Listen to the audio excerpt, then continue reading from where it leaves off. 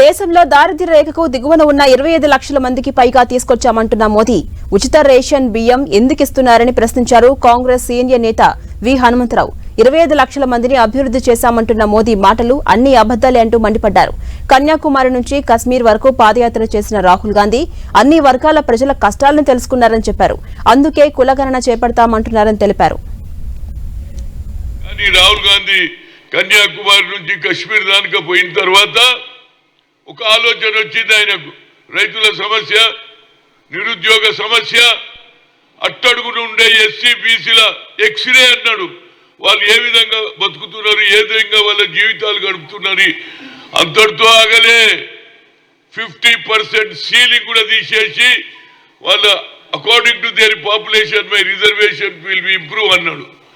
ఇవాళ ఒక్క మాట చెప్పాడు Narendra Modi.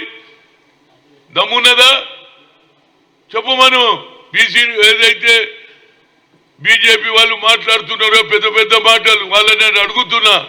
ఎందుకన్నాడు caste wise census చేస్తాను? ఎందుకన్నాడు 50% సీలింగ్ ఎత్తేస్తాను? ఎందుకు సీలింగ్ తీసేసి వాళ్ళ ప్రమోషన్స్ పెంచుతా అన్నాడు కదా, ఎక్స్రే అన్నాడు కదా. మీ నాయకుడు ఓబీసీ ప్రధానమంత్రి అన్నాడు, ఇంతవరకు ఏం చేయలే. అందుగురించి ఇవాళ నేను వాళ్ళని అడుగుతున్నా. ప్రధానమంత్రి ఒక మంచి మాట అన్నాడు, I have done a good job for 25 lakhs crore అప్లిప్మెంట్ of the weaker section అన్నాడు. ఏడ కనిపిస్తలేదు, ఏడ అప్లిప్మెంట్. మరి నిజంగానే ఏది బిలో పావర్టీ ఉన్న వాళ్ళను పైకి తీసుకొస్తే why you are giving a free rice నేను అడుగుతున్నా.